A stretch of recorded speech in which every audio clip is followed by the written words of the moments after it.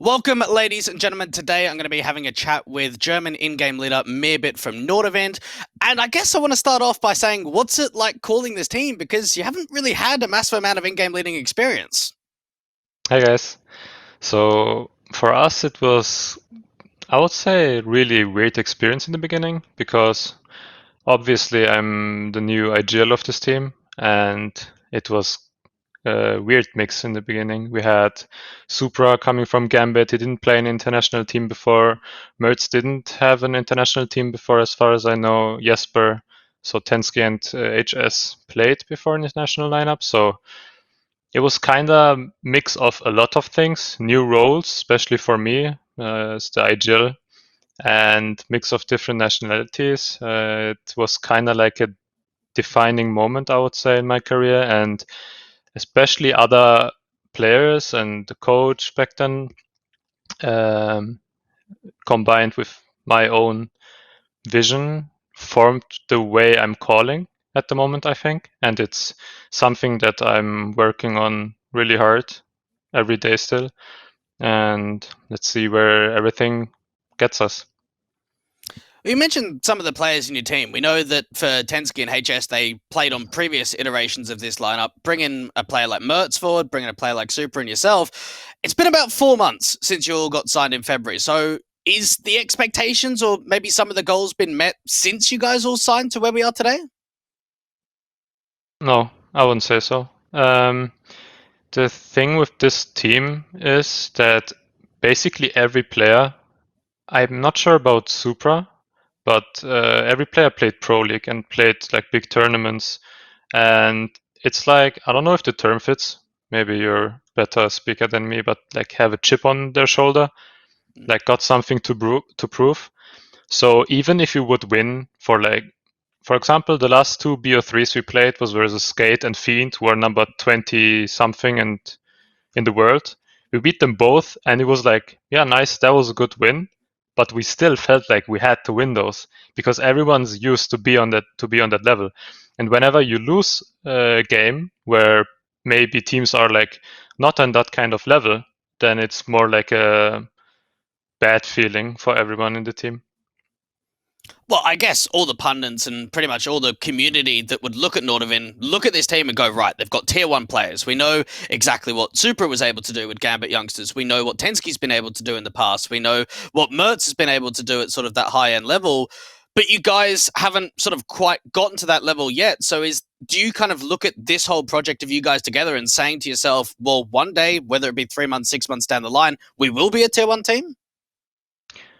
I mean, I'm confident. Like we're showing, I would even say, in some periods we've shown it already, and especially like I don't know, it was like 2 months ago we had like a really good phase. We would win.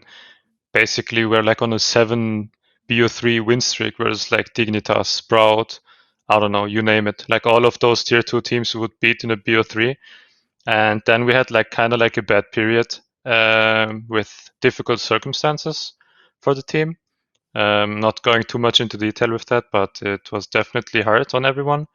And we're kind of working through it right now, and we want to get back in form. And even this week, I mean, we have really inconsistent results, but it's all about hard work. I mean, beating really good teams and losing in advanced versus teams that we should, in theory, beat. Obviously, it's not that easy at the moment. Yeah. Yeah, consistency is always a tough nut to crack, and you sort of talk about some of the victories you've had. I want to touch on some of like the losses as well, like 777. We know came in, Gorillas 1 win, even Kova. But then only a couple of days ago, you're on a bit of a winning streak. Like you beat Apex, yeah, they did have their coach standing in, so maybe that's something you could draw on there. But then you also beat two top 30 Bulgarian teams in the world right now of Skate and Fiend. So surely that's got to at least push morale in the right direction. Obviously, it's really weird because no one's really down in the team, and the mood is, I would even say, good. Everyone's fine. It's just about like having to find the ideal mindset every time and be not even play like our A game, but try to perform our C game all the time. And especially lately, I mean, it was like that. I would even say since the beginning, our T sides have been decent, I would say, and we don't really have that many issues. Would even say that we're pretty good on T side. And CT, we keep struggling all over again, and even in those losses, it's pretty much the same. But I would even say that's on me as well. Since I joined and we formed the team, I put maybe like 80% of my focus or 90% of my focus on the T side of the team and try to improve on that every walkthrough we did. And I put so much work in on our T side, but maybe lacked a little bit on the CT side. So especially Mix and myself will, I guess, will shift the focus a little bit now to work on that CT side and get ourselves on a, I would say, decent level there as well. Well, talking about decent level, we've got to talk about Mertz. It seems like since he's joined this team, he's just Mr. Consistent. Like, he always puts up the frags, always puts up consistent performances. Is that him playing with a little bit more freedom, or maybe you micromanaging the sort of play style that he is? Because this guy just seems to always bang day in, day out. I mean, Mertz is an insanely skilled player. Like, definitely top 3 skilled players I ever played with in any team. And for him, I think it's more about confidence than anything else. Um, I'm not taking any credit away from him. Like, he's doing everything on his own. The only thing I tried to work with a lot from past experiences with other coaches and other oppos was to give him some kind of freedom and give him the confidence that no matter what he does, I'll like back him up always. If he goes for 10 opening frags and dies 10 times, I don't care because I know he has the potential and he can turn a game around for us. And he's performing really well and is super important for this team. Now, it sounds like you've got a lot of confidence in your players, but do you have confidence in the new map in the pool? Ancient has been coming through, and so far, just looking at the vetoes in some of the games you've been playing, you guys typically insta-ban it. So is there something that you like about the map, or is there something that maybe we don't know about behind the scenes that Nordavin are eventually going to be playing it? Obviously, I won't tell you the full story there, but uh, I can tell you this much. I bet there's no team in the top 50, top 30, whatever, that's not looking into Ancient at the moment. And everyone's playing it. And especially in the beginning, a lot of things are changing, a lot of new tricks, and it's super easy to catch up. And maybe the team someday will pick it against us, and then we can see what happens. All right, I like it. Keep it nice and secret. Well, I guess another thing that was maybe a little bit secret was the coaching change. We know that Ritter had been a part of the lineup for a pretty long time, and now we've seen Mix coming in. What sort of that changed with your relationship with the coach, and what does Mix bring to this team? Because I'm only guessing that he's still in the States. Yeah, he's working from home right now. It's probably quite difficult, I can imagine, depending on what kind of sleep schedule he's on. But as far as I know, it's planned that he will come to Europe at some point. Maybe not move permanently, but we planned on having some boot camps anyways, and we'll work closely together.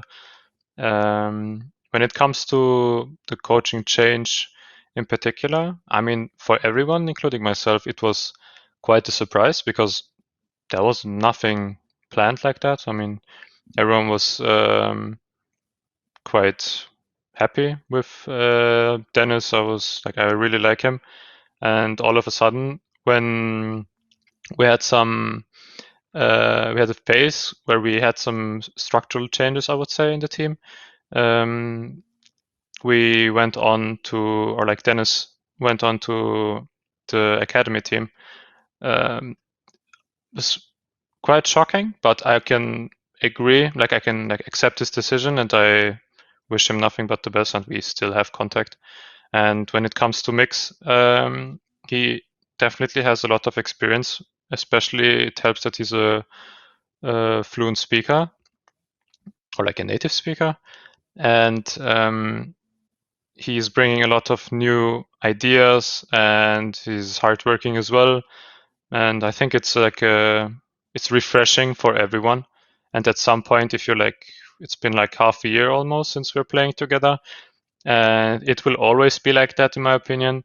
Even if you would be a really good team and you get like some kind of change, it doesn't have to be a player, it doesn't have to be a coach, it could be like a new analyst or a new manager or whatever. It's always like refreshing and everyone's like trying to give their all. Yeah, and it seems like things are going in the right direction. I've got to ask you goals. Maybe let's just say end of the year, top 30 on HLTV, winning a big event, being able to qualify for LAN. What sort of some of the expectations and goals for the end of the year? Winning a big event, maybe not so much at the moment, since we're kind of like in I would even say like a rebuilding phase, or like figuring a lot of things out with the new coach, with Mix, and working hard on some stuff. So definitely top 30. I think everyone wants that, if not more, but we have to be realistic that we are in a pretty inconsistent phase right now, and we need to do a lot to catch up to other teams. And they're all working really hard. So top 30, I would say for sure, qualifying for LAN events if possible when this Corona phase. That would be nice. Everyone's missing that, I guess, including myself.